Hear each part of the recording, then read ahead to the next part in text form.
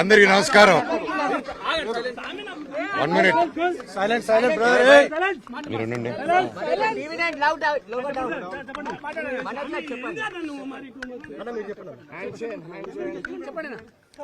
అందరికి నమస్కారం. నేను ఆస్తి కోసమో డబ్బు కోసమో ఈ పోరాటం చేయట్లేదు. ఎందుకంటే ఇది పోరాటం కూడా కాదు, ఇది ఆత్మగౌరవానికి సంబంధించింది, నా భార్య పిల్లల సేఫ్టీకి సంబంధించింది. ఇది నాతో ఒక మగాడిగా నాతో డైరెక్ట్గా వచ్చి నాతో ఏం చేసినా పర్వాలేదు. నా భార్య పేరు ఇంక్లూడ్ చేయడం, నన్ను తొక్కేదానికి నా 7 నెలల పాపని ఇంక్లూడ్ చేయడం, నా బిడ్డలు ఇంట్లో ఉండగానే అలా బిహేవ్ చేయడం కరెక్ట్ కాదు. ఈరోజు పోలీస్ దగ్గరికి నేను వెళ్ళి ప్రొటెక్షన్ అడిగాను. నేను మొన్న వచ్చి అడిగినప్పుడు మీకు అన్ని ఎవిడెన్స్లు ఇస్తాను.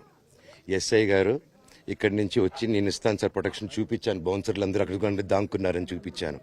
అది కొంచెం చూసి ఓకే సార్ మీరు ధైర్యంగా ఉండండి, మేము ఎక్కడికి వెళ్ళట్లేదని చెప్పి మాట్లాడి పారిపోయారు. ఇప్పుడు కానిస్టేబుల్స్ వచ్చి అందరినీ నా మనుషులందరినీ భయపించి ఇప్పుడు వాళ్ళ పేర్లు తీసుకొని బెదరగొట్టి మా మనుషుల్ని పంపించేసి వేరే బాడీ గార్డ్ లోపలికి పంపించున్నారు సార్. జరగదు కాదు సార్. ఫస్ట్ ఈ డిపార్ట్మెంట్ ఎందుకు 1 సైడ్ తీసుకుంటున్నారు? కంప్లైంట్ తీసుకున్న తర్వాత వాళ్ళకి ఏ అధికారం ఉంది? నా ప్రొటెక్ట్ చేసే మనుషుల్ని పంపించేదానికి అధికారం ఏముంది? ప్రపంచంలో అందరినీ కలుస్తాను సార్, బయలుదేరుతున్నాను. Thank you.